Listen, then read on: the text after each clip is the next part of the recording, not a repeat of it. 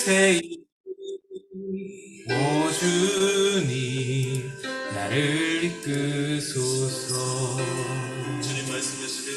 주님 말씀하시면 내가 나가리라. 주님 뜻이 아니면 내가 멈춰서리라. 나의 가고 서는 것 주님 뜻에 있으니 오 주님 나를 이끄소서. 뜻하신 그곳에 나 있기 원합니다. 이끄시는 대로 순종하며 살리니 연약한 내 영혼 통하여 일하소서. 주님 나라와 그 뜻을 위하여 뜻하신 그곳에 나 있기 원합니다. 이끄시는 대로 순종하며 살리니 연약한 내 영혼 통하여 일하소서. 주님 나라와 그 뜻을 위하여 오 주님 나를 이끄소서.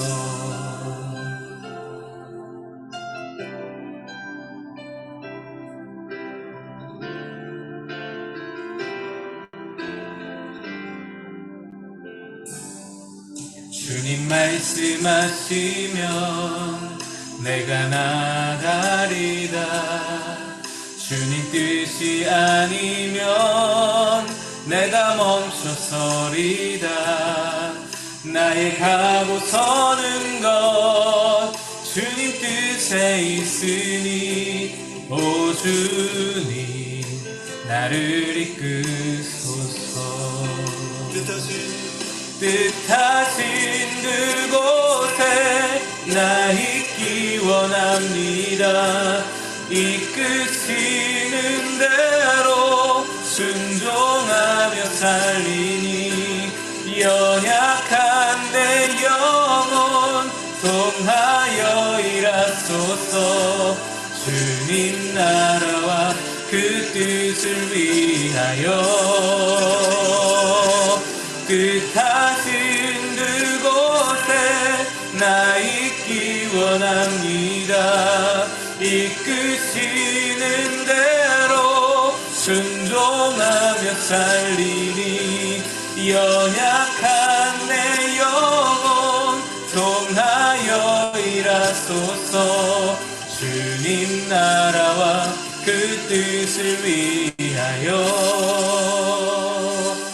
오 주님 나를 이끄소서.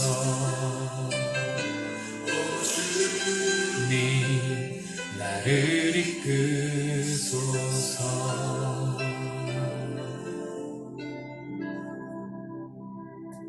아멘.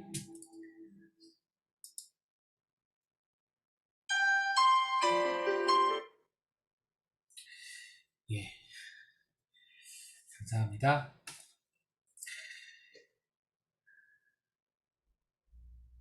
네, 오늘 우리 3권으로 넘어가겠습니다. 교재 3권으로 빨간 책이고요. 작은 예수가 되라 라는 제목의 빨간 책 3권입니다.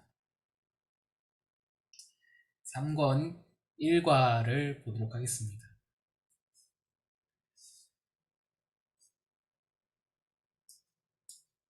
3권 1과 펼쳐주시고요.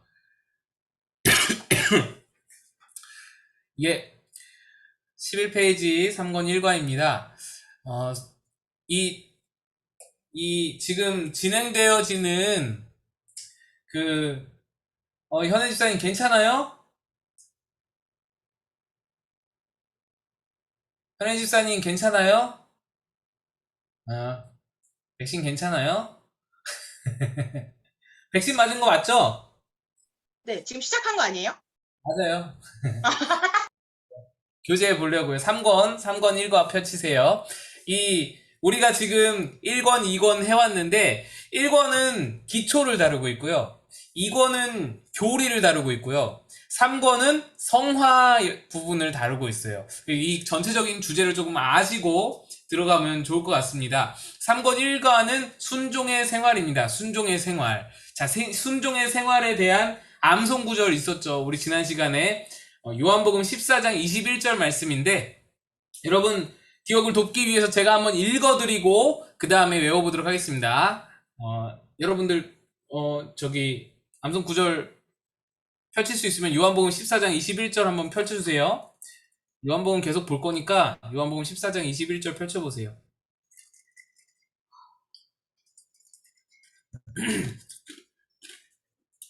우리 한번 읽어보고 암송하겠습니다. 읽습니다. 시작. 나의 계명을 지키는 자라야 나를 사랑하는 자니, 나를 사랑하는 자는 내 아버지께 사랑을 받을 것이요 나도 그를 사랑하여 그에게 나를 나타내리라.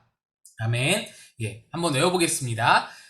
요한복음 14장 21절 말씀 시작. 나의 계명을 지키는 자라야 나를 사랑하는 자니, 나를 사랑하는 자는 내 아버지께 사랑을 받을 것이요 나도 그를 사랑하여 그에게 나를 나타내리라. 아멘. 죄송합니다. 네. 저도 헷갈렸어요. 이제 읽어보겠습니다. 11페이지 순종의 생활. 믿음을 가진 사람은 즐겁게 순종한다. 네, 그럴까요? 믿음은 순종하는 생활에서 강하고 풍성하게 성장한다. 그러나 순종이 구원을 얻는 공로일 수는 없다. 왜냐하면 순종은 이미 믿음으로 구원받은 사람에게만 기대할 수 있는 새로운 생활 법칙이기 때문이다. 우리가 순종하는 삶을 주의 깊게 검토해야 할 필요성을 느끼는 이유는 현실적으로 잘 순종하지 못하는 자들이 교회 안에 많기 때문이다. 이런 사람들은 잘못하면 모래 위에 집을 짓는 헛수고를 할 우려가 대단히 많다. 예수님의 제자는 주님처럼 철저하게 순종하는 자를 말한다. 주님이 세상에서 하나님께 얼마나 철저하게 순종하셨는가를 우리는 잘 알고 있다. 그런데 왜 우리가 그의 모범을 따르지 않는단 말인가? 예. 넘어갑니다. 12페이지 1번 질문 보시면, 하나님의 자녀된 우리는 범사의 주님께 순종하게 되어 있다. 왜 그런가? 요한복음 10장 펼칩니다. 요한복음 10장 27절.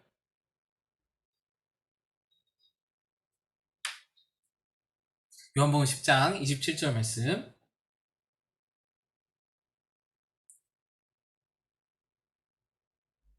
예. 같이 읽어보겠습니다. 시작.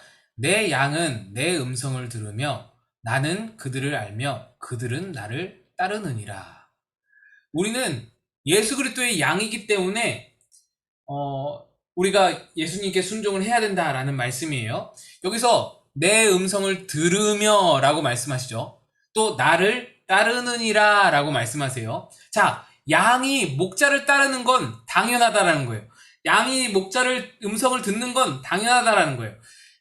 내 양은 내 음성을 들어야 한다라고 말하지 않았어요. 내 양은 나를 따라야만 한다라고 말하지 않았어요. 들어야 한다가 아니고 듣는다예요. 듣는다. 이건 그냥 사실이에요. 사실. 양이라면 목자를 듣는 거는 뭐 당연한 거예요. 이거는 정해져 있는 거예요.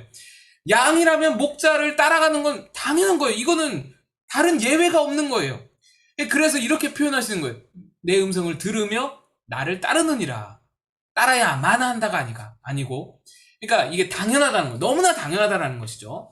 그러니까 우리가 예수님의 양임을 자처한다면 당연히 예수님을 따라야 된다는 거예요. 그거는 뭐 이유가 없고 조건이 없다는 거예요. 2번 질문, 양이 목자를 얼마나 잘 알며 철저히 따르는가에 대한 아는 이야기가 있으면 해보라. 요한복음 10장 3절 5절, 위로 좀 올라가서 10장 3절에서 5절입니다. 읽어봅니다. 같이 읽습니다. 시작. 문지기는 그를 위하여 문을 열고 양은 그의 음성을 듣나니 그가 자기 양의 이름을 각각 불러 인도하여 내느니라. 자기 양을 다 내놓은 후에 앞서가면 양들이 그의 음성을 아는 고로 따라오되 타인의 음성은 알지 못하는 고로 타인을 따르지 아니하고 도리어 도망하느니라. 여러분, 옛날에 팔레스타인에서는 한 우리에 우리를 여러 개를 많이 짓지 않고 자기 우리만 딱 짓지 않고 공동 우리를 사용했어요. 그래서 한 우리에 이 사람 양떼도 들어가고 저 사람 양떼도 들어가는 거예요. A 목장의 양떼도 들어가고 B 목장의 양떼도 들어가는 거예요. 한 우리에. 한 우리 안에 이게 다 섞여버리잖아요. A 목장 양떼, B 목장 양떼, C 목장 양떼가 한 우리 안에 다 섞여 있는 거예요. 그럼 구분이 안 되잖아요. 그런데 놀라운 것은 이렇게 구분이 안 되는 양떼들 사이에서 주인이 우리 양떼 이리 와라 라고 목소리를 말하면, 목소리가 들리면 양들이 이 목자의 양떼들이 알아서 주인을 따라간다라는 거예요. 다른 양떼는 이 목자, 내 목자가 아니면, 그 음성이 아니면 절대로 안 간다는 거예요. 다 섞여 있는 상황에서 양들을 그렇게 구분한다라는 거예요.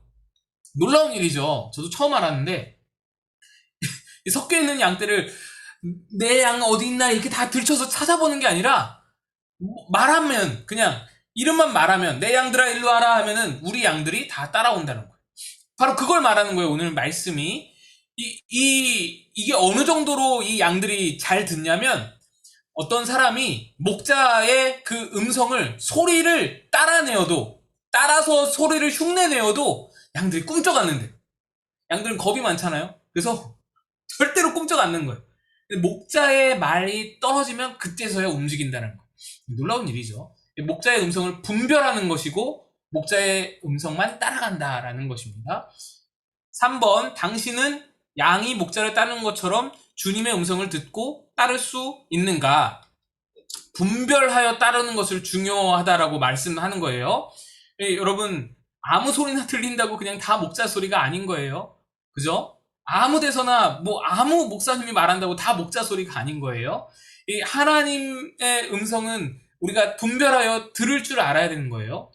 요즘에는 이 안에서, 내 마음 안에서 내 소리와 하나님 음성도 잘 분별 못하는 그런 경우가 너무나 많죠. 예. 그러고는 이제 하나님 음성 들었다고 유튜브 찍고, 제가 정말 걱정이 많아요, 여러분. 여러분은, 우리 말씀학교 듣는 분들은 그런 분들 없잖아요. 근데 참 세대가, 이게 이렇게 온라인으로 좋고 편하고 그런 영상이 발달하고 그래서 너무 좋고 편한 것도 있고, 이렇게 코로나라도 예배 같이 드리고 그런 것도 좋지만, 한편으로는 되게 위험천만한 세상이에요.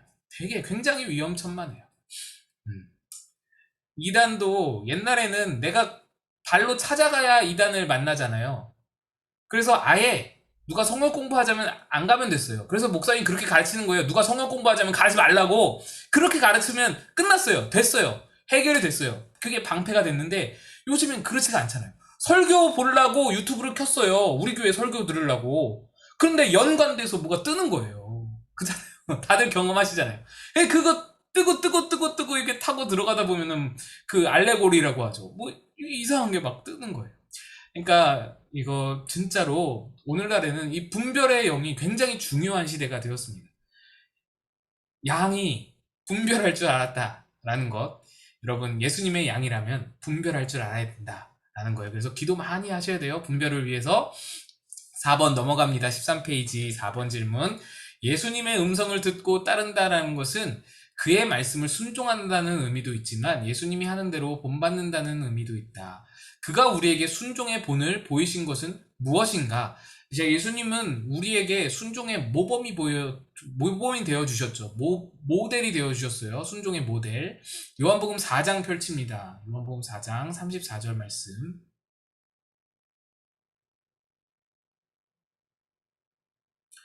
요한복음 4장 34절 말씀. 예, 같이 읽겠습니다. 예수께서 이르시되 나의 양식은 나를 보내신 이의 뜻을 행하며 그의 일을 온전히 이루는 이것이니라. 여러분 놀랍죠? 예수님의 양식을 말하는 거예요. 예수님의 양식이 뭐예요? 밥이에요, 밥. 새끼 밥. 근데 새끼 밥이 뭐라 그래요? 나를 보내신 이의 뜻을 행하는 것이다 라고 말하는 거예요. 밥 먹듯이 예수님은 너무나 당연하게 일상적으로 순종을 했다라는 거예요.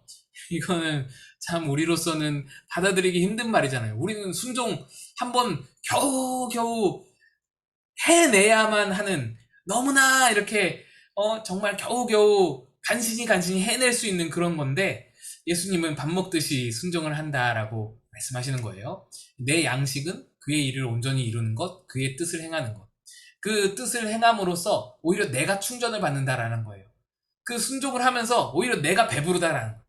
밥을 안 먹으면 허기지듯이 내가 순종을 안 하면 도리어 내게 영적으로 문제가 생긴다라는 거예요. 예수님 그래서 순종을 해오셨다. 그 다음에 요한복음 8장 29절 말씀 봅니다. 요한복음 8장 29절 말씀.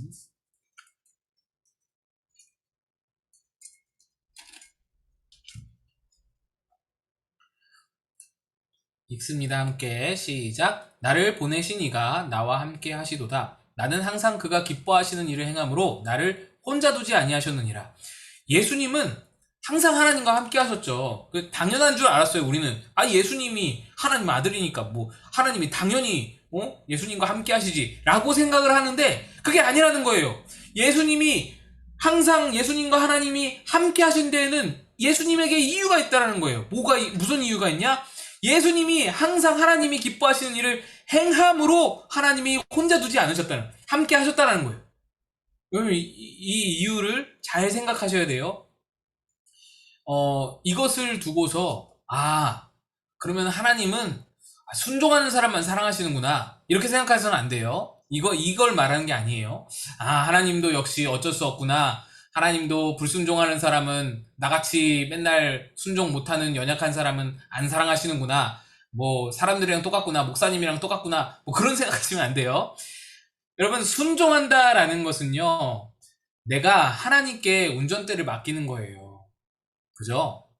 순종한다는 것은 내 생각을 내려놓고 하나님이 이끄시는 대로 가보겠다라는 그런 의미거든요. 그래서 내 삶의 주인, 내 인생의 운전대 자리를 하나님께 맡기는 거예요. 그래서 하나님이 앉으실 자리가 있다는 거예요. 순종이 말하는 의미는 내 마음 안에, 내 삶 안에, 내 인생 안에 하나님이 앉으실 자리가 있어요. 내가 순종을 하면, 내가 순종하는 삶을 살면, 그 마음가짐을 가지면. 근데 그러면 불순종하면 어때요? 불순종하면 그 자리에, 운전대를 잡는 자리에 내가 앉는다는 거예요. 내 생각대로 가겠다는 거예요. 하나님의 뜻보다 내 뜻이 더 뭔가 합리적이고 더 맞다, 옳다라고 여겨지는 거예요.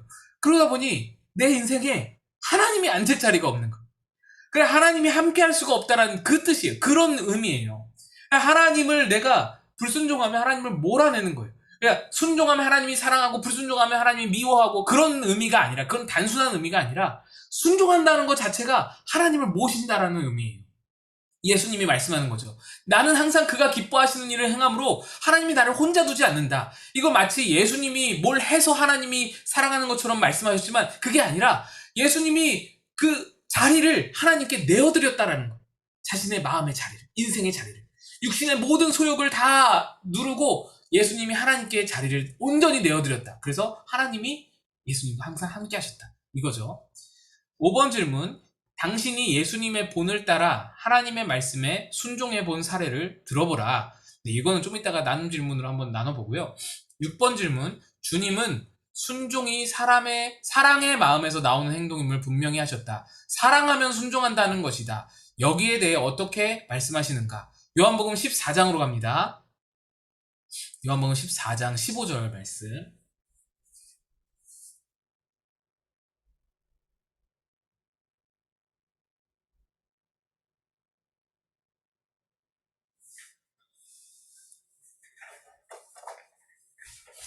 예, 같이 읽습니다. 요한복음 14장 15절 말씀 시작. 너희가 나를 사랑하면 나의 계명을 지키리라. 여러분, 아내가 남편에게 음식물 쓰레기 좀 버려주세요 라고 하면 가기 싫어도 순종하죠. 왜 순종해요? 무서우니까? 아니에요. 무서우니까 순종하는 거 아니에요? 사랑하니까. 그죠? 이게 정답이죠? 네. 그렇잖아요. 음식물 쓰레기 버리고 와주세요 하면은 사랑하니까 순종하는 거예요. 아내를 무서워해서 순종하는 거 아니잖아요. 뭐 이거를 순종을 하면 돈이 생기니까 하는 거 아니잖아요. 내게 유익이 돼서 하는 거 아니잖아요. 사랑하니까 하는 거예요. 너희가 나를 사랑하면, 내가 주님을 사랑한다면 계명을 지켜야 되는 거예요. 지키는 거예요. 그걸로 이게 사랑의 표현이 드러나 보이는 거예요. 주님을 사랑한다면서 순종을 못한다면 그 사랑에 문제가 있든지 뭔가 문제가 생긴 거죠. 7번, 주님을 사랑하여 순종하는 자에게 약속하신 은혜는 무엇인가? 우리가 암송한 구절입니다. 14장 21절. 제가 다시 한번 외워볼게요. 여러분 같이 한번 외워봐요. 시작. 나의 계명을 지키는 자라야 나를 사랑하는 자니 나를 사랑하는 자는 내 아버지께 사랑을 받을 것이요 나도 그를 사랑하여 그에게 나를 나타내리다. 네, 잘 외웠어요. 이번엔 실수 안 했어요. 네, 원래 잘 외웠는데 아까 잠깐 실수한 거예요, 여러분. 의심하지 마세요. 여기서 하나님께 사랑을 받는다라는 것은요, 아까도 말했지만 남들과 다른 어떤 특별한 사랑을 받는다는 게 아니에요. 내 계명을 지키는 자라야 나를 사랑하는 자고 나를 사랑하는 자는 내가 그를 사랑하리라 말씀하셨잖아요. 그러니까 순종하는 자만 하나님이 사랑한다는 얘기구나, 이렇게 해석하면 안 돼요. 하나님은 모두를 똑같이 사랑하세요. 똑같이 사랑하시는데, 동일하게 사랑하시는데 여기서 사랑받는다라는 의미는 함께 하심을 의미하는 거예요. 함께 하심, 같이 하심을. 근데 그것도 하나님이 함께 하시고자 해서 하는 게 아니에요. 하나님의 의지가 아니라 내가 하나님께 내 자리를 내어드려야만 하나님이 함께 할 수 있는 거예요. 하나님은 언제나 우리와 함께 하고 싶어 하세요. 그게 하나님의 의지예요. 근데 내가 자리를 내어드리지 않으면 하나님이 함께 할 수가 없는 거예요. 그걸 사랑으로 표현한 거예요. 무슨 말인지 알겠죠? 여러분, 오해하시면 안 돼요. 자꾸만 우리가 오해하는 게, 하나님은, 목사님은 사랑하시고 나는 안 사랑하셔. 여기에서 여러 가지 문제들이 발생을 하거든요. 하나님은 나를 안 사랑하시니까 나는 이거 안 해도 돼, 이렇게 나가는 거예요. 그래서 자꾸 뭔가 이렇게 좀 무기력한 신앙인이 되어가는 거예요. 그건 정말로 안 좋은 습관이고 안 좋은 마음이거든요. 그러니까 여러분, 그런 마음 갖지 마시고 하나님은 동일하게 사랑하세요. 모두를 똑같이 사랑하세요. 똑같이 사랑하는데 내가 순종하면 하나님께 자리를 내어드리기 때문에 하나님이 함께 하실 수 있고, 그 안에서 서로의 사랑의 관계가 더욱 확고해질 수 있는데, 내가 순종하지 않으면 하나님의 자리를 내가 빼앗는 것이고 하나님이 나와 함께 할 수 없으니 하나님과의 사랑의 관계가 자꾸만 금이 가게 되는 것이죠. 그거를 말하는 거예요. 8번 질문입니다. 순종 없이 입으로만 주님을 사랑한다고 고백했던 삶을 회개하는 기도문을 써봐라. 예, 그리고 이거 쓰기 시작하면은 뭐 한도 끝도 없죠. 근데 여러분, 이걸 기억해야 돼요. 남편이 음스 한번 안 버려주면서, 음스는 음식 쓰레기를 말해요. 음식물 쓰레기를 말하는데, 남편이 음스 한번 안 버려줘요. 설거지 한번 안 해줘요. 설거지는 요즘에 뭐 돕는다고 표현하면 안 되죠. 설거지는 함께 하는 일이죠. 네. 근데 그렇게 뭐 도와주지 않으면서, 한 번도 뭐 안 하면서 입으로만 맨날 사랑해, 여보 사랑해, 이렇게 말하면 여러분 어떨 것 같아요? 그 사랑이 진실되게 느껴지나요? 그렇지 않잖아요. 그죠? 우리 남성분들도 마찬가지. 예? 부인이 나한테 뭐 해주는 거 아무것도 없이 그냥 입으로만 사랑해 사랑해 그러면은 진실되게 느껴지지 않잖아요. 그러니까 주님을 향한 사랑도 우리는 이 삶으로, 순종으로 표현할 수 있어야 된다. 그거 못한 거 회개하는 기도문 써봐라 라는 거예요. 예. 한번 여러분 시간 되실 때 한번 써보시면 좋을 것 같고요. 이제 마태복음으로 갑니다. 마태복음 7장 펼치겠습니다. 마태복음 7장 24에서 27절 말씀.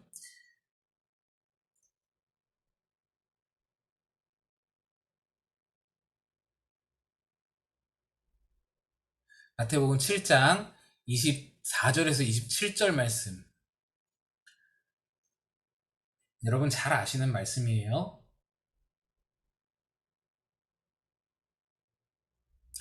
읽겠습니다.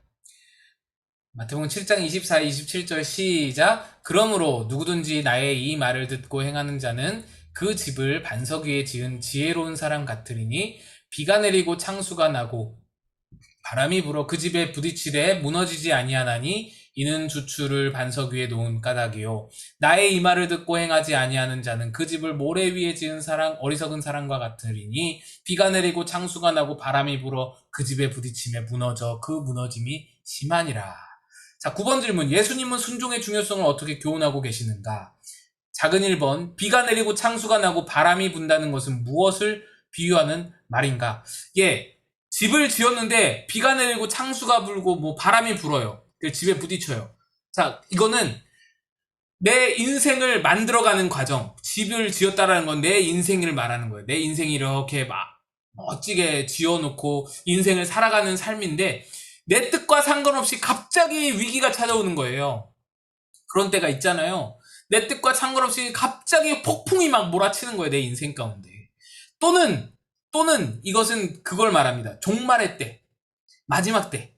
그러니까 비가 오고 창수가 난다라는 것은 마지막 때 또는 내 인생에 갑자기 불어닥치는 폭풍, 이 두 가지를 둘 다 의미를 해요. 그때 2번 작은 2번 순종하지 않는 믿음은 결정적인 위기에서 지탱할 수 없다. 당신은 이 사실에 대해 두려움을 느끼지 않는가? 여러분 영화 싱크홀이라는 영화 보신 적 있어요? 최근에 개봉한 영화인데 저희 휴가 때 가족이 같이 가서 이 영화를 봤어요. 아이들하고 같이 볼만한 영화가 이거더라고요. 그래서 같이 봤는데 무슨 얘기냐면 어떤 사람이 집을 샀는데 그 집을 사가지고 막 직장 동료들에게 축하받고 막 그래서 집들이 하고 그러는데 이 집들이 한 다음날 싱크홀이 발생해서 이게 다세대거든요. 다세대. 근데 싱크홀이 발생해서 요 다세대 요 건물이 자체가 퐁당 빠지는 거예요. 그냥 쫙 밑으로 가라앉아요. 그걸 영화한 거예요. 그래서 싱크홀이라고 말하는데 그래서 거기서 이제 어떻게든 살아나오는 그런 이야기예요. 근데 여러분 싱크홀 생각하면은 겉보기엔 멀쩡해요. 뭐 약간 징조가 있죠. 금이 가고 뭐 벽에 금이 가고 약간 건물이 기울고 뭐 그런 징조는 있었어요. 그런데 멀쩡하잖아요. 사실 아무렇지 않잖아요. 갑자기 확 꺼지잖아요. 근데 그게 뭐냐면 겉으로는 멀쩡하지만 안에는 계속해서 비어져 가는 거예요. 안에는 계속해서 이게 물이 흘러가면서 이게 비어져 가는 거예요. 없어져 가는 거예요.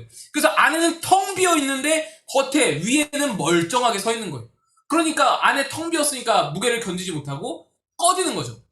위에 집은 그럴듯하게 지어놓고 멋지게 지어놓고 건물을 멋지게 세웠지만 속 안에는 텅 비어 있는 것을 말하는 거예요.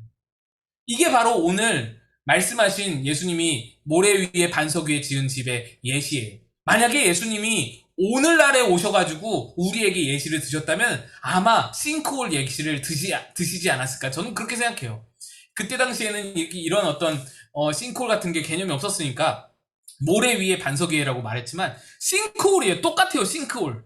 세상적으로 돈을 벌고 좋은 집 사고 맛있는 거 먹고 하는 거 다 이 건물 올리는 거예요. 위에 건물 올리는 거, 건물 신경 쓰는 거, 이 겉에 있는 집을 멋있게 짓는 거예요. 그래서 겉으로 볼 때는 아주 멋져요. 축하받고 좋은 일이고 그렇게 모든 것이 막 올라가요. 그런데 영적으로 투자하고 영적으로 순종하고 영적으로 기도하고 영적으로 말씀대로 살고 영적으로 그렇게 하나님 말씀대로 순종하고 사는 거는 안을 채우는 거예요. 밑에를. 이 지면 밑에를 채우는 거예요. 든든히 채워가는 거예요. 이게 없으면 폭삭 꺼지는 거예요. 아무리 위에 겉에 막 멋있게 지어놨어도 그냥 꺼져버리는 거예요. 싱크홀처럼. 그 말씀을 기억하시면 좋을 것 같습니다. 바로 이 말씀이 그런 의미예요. 예. 3번 작은 3번 보시면 평안할 때는 어떤 사람이 순종하는 자이며 그렇지 않는 자인지 분별하기 어렵다. 맞죠? 평안할 때 아무 문제가 없을 때에는 이게 지금 순종하는 자인지 안 순종하는 자인지 밑에가 꺼졌는지 안 꺼졌는지 밑에가 비었는지 안 비었는지 분별할 수가 없어요. 몰라요. 겉으로 보기엔 아무렇지 않은 거예요. 그런데 마치 홍수가 터지기 전에는 그 집이 반석 위에 있는지 모래 위에 있는지 잘 알 수 없는 것과 같은 이치다. 비가 많이 내리고 홍수가 나면은 그 밑에가 텅 비어있는 집은 우르르 무너지면서 그냥 꺼져버리는 거예요. 그래서 많은 사람이 순종하지 않는 믿음이 엉터리인 줄 모르고 마음을 놓고 교회를 드나드는 것이다. 당신의 믿음은 순종이라는 반석 위에 세워져 있는가? 야고보서 2장 26절을 찾아봅니다. 야고보서 2장, 마지막으로 야고보서 2장을 찾아보겠습니다.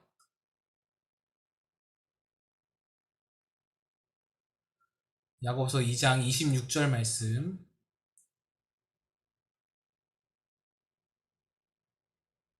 우리 잘 아는 말씀이에요. 같이 읽어보겠습니다. 야고보서 2장 26절 시작. 영혼 없는 몸이 죽은 것 같이 행함이 없는 믿음은 죽은 것이니라. 이 말씀이 의미하는 바가 뭐냐? 믿음은 아까 말했죠. 양이 되는 것은, 예수님을 믿고 양이 되는 것은, 양이라는 것은 순종을 반드시 동반하는 것인데, 믿음은 순종을 동반하는 것인데 순종이 없어요. 행함이 없어요. 그러면 그 믿음은 이상이 생긴 거예요. 이상 생긴 것 정도가 아니라 야고보서는 그 믿음은 죽은 것이다 라고 말하는 거예요. 여러분, 믿음에 죽음이 있다라는 것을 생각해 본 적 있으세요? 성경 말씀이 말하는 거예요. 믿음에 죽음이 있다라는, 믿음이 죽을 수 있다. 아주 되게 무서운 말씀이고요. 우리가 진지하게 한번 생각해 볼 그런 말씀입니다. 넘어가겠습니다. 10번 질문. 어떤 사람은 믿음을 크게 오해하여 순종을 과소평가하는 실수를 범하기도 한다. 믿기만 하면 구원받는데 순종 안 하고 이게 뭐 그리 대단한 문제냐라고 반문을 한다.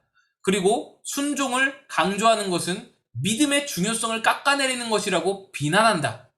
당신은 순종이 얼마나 중요한가에 대해 충분히 이해했는가? 이게 무슨 말이냐면, 순종하는 거 그거 율법 아니냐라는 거예요. 율법주의 아니냐.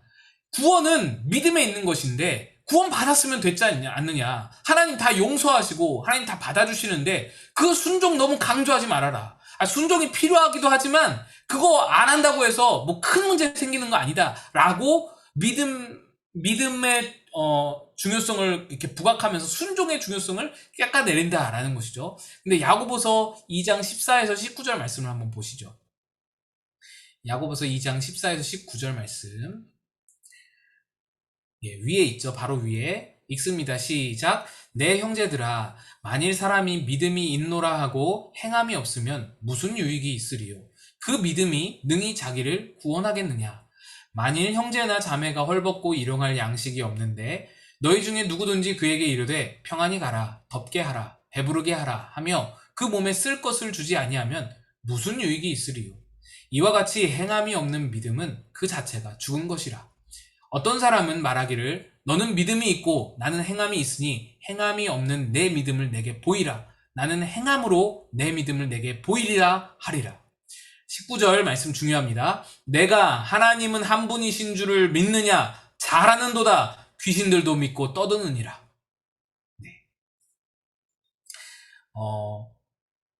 하나님이 한 분이신 줄 믿는 것, 예수님이 십자가에서 우리의 죄를 구원하신 것, 이 사실을 믿는 거는요, 귀신들도 믿는다라는 거예요.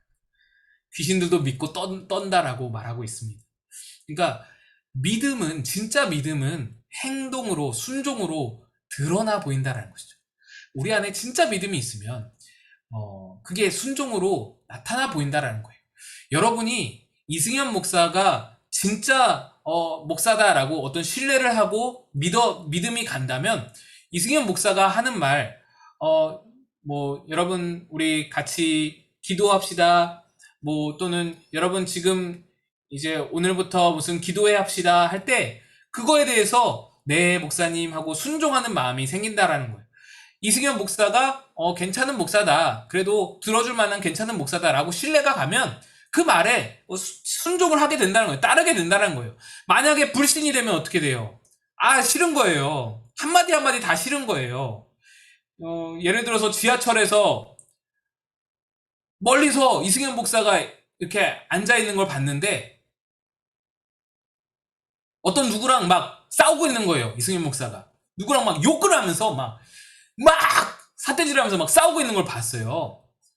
그러면은 저 사람이 원래 저런 사람인가? 이런 거 있잖아요. 신뢰가 깨지는 거 아니에요. 근데 이승현 목사는 몰라요. 지금 그 성도가 나를 받는지 안 받는지 몰라요. 그럼 교회에 와서는 멋지게 또 차려입고는 아주 멋있는 말을 하는 거예요. 이러저래 막 가르치고 막 해요. 근데 여러분 거기에 신뢰가 가겠냐? 저게 진짠가 가짠가?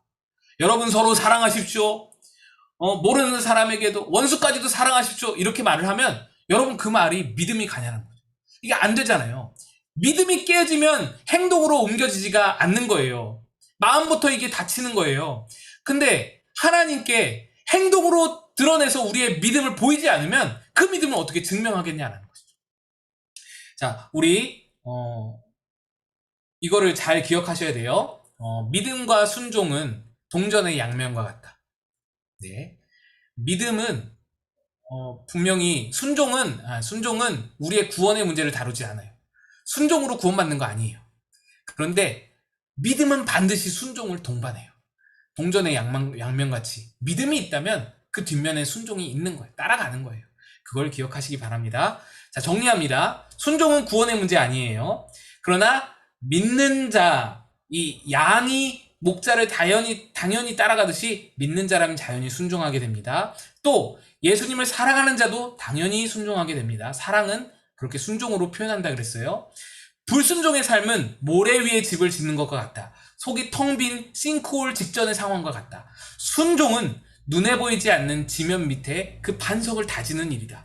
그 밑을 채우는 일이다. 라고 오늘 모든 이 챕터를 정리할 수 있겠습니다. 우리 암송구절을 먼저 한번 보시고 나눔으로 들어가도록 하겠습니다. 암송구절은 빌립보서 2장 3절 4절 말씀입니다. 다음 주 암송구절이에요. 빌립보서 2장 3절 4절 말씀.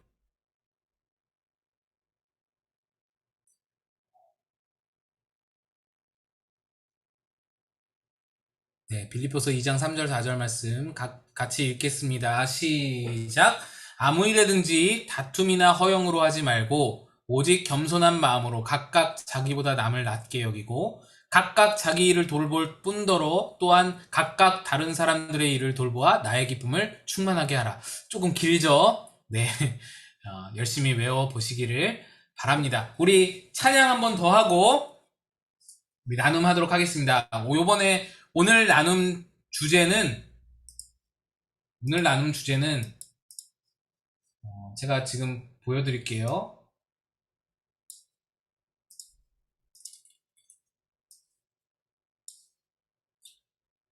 오늘 나눔 주제는 이겁니다.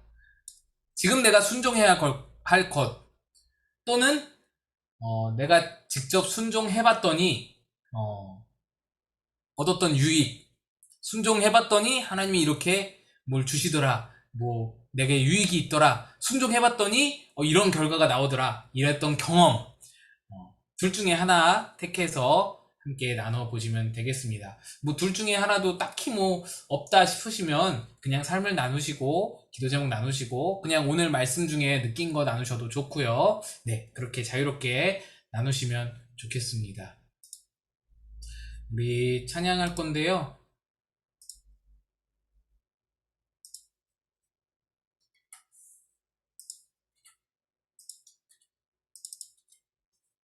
찬양하겠습니다.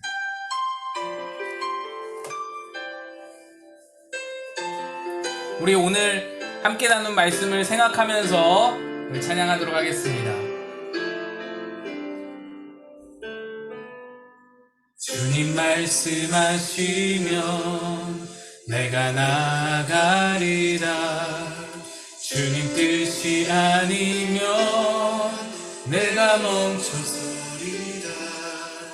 나의 가고 서는 것 주님 뜻에 있으니 오 주님 나를 이끄소서. 주님 말씀하시면 내가 나가리라.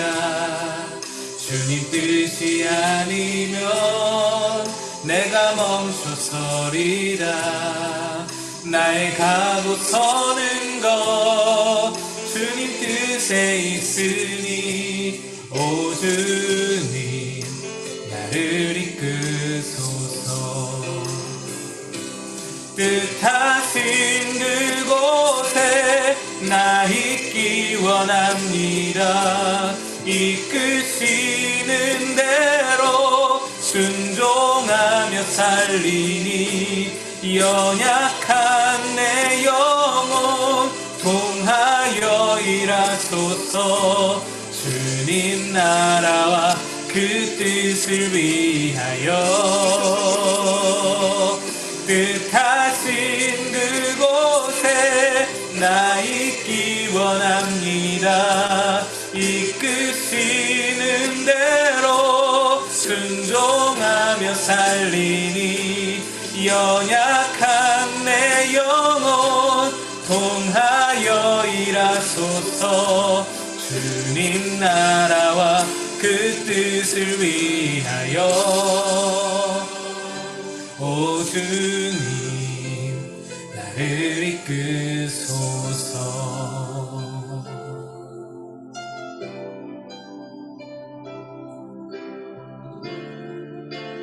다시 한번 찬양하겠습니다. 주님 말씀하시면, 주님 말씀하시면 내가 나가리라. 주님 뜻이 아니면 내가 멈춰서리라. 나의 가고 서는 것 주님 뜻에 있으니 오 주님 나를 이끄소서. 뜻하신 그곳에 나 있기 원합니다.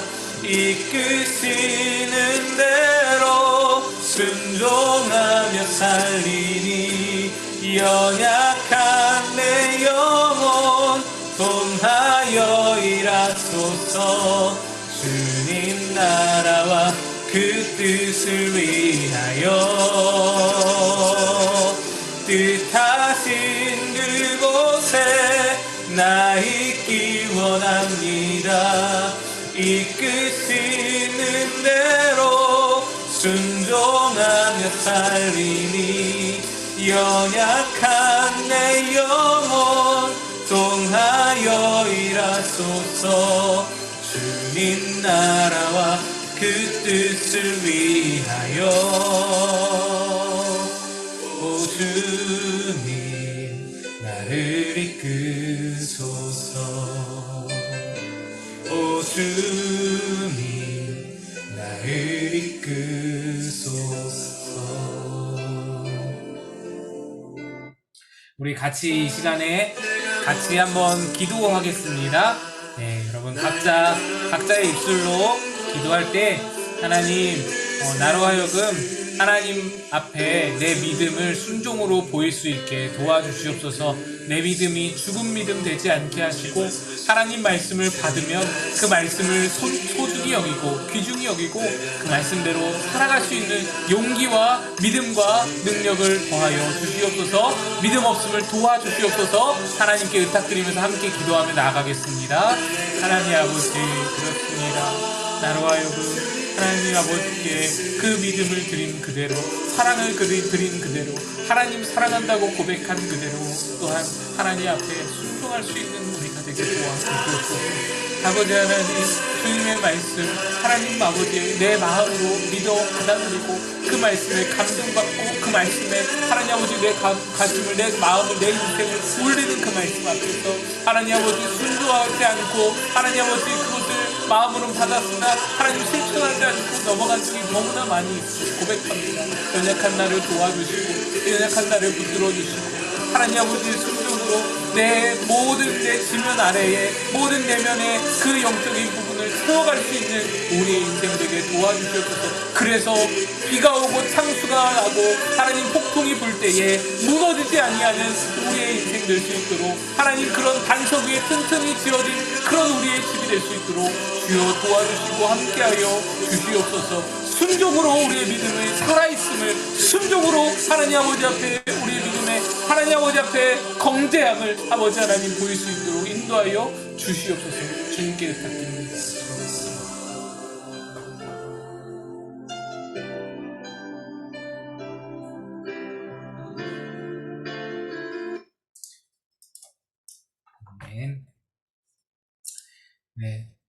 감사합니다. 우리 나눔 하도록 하겠습니다. 아까 나눔 질문 보셨죠? 제가 다시 한번 좀 이따 띄워드릴 거고요. 지금 여기 현애 지만이라고 떠 있는데 지만 집사님이신가?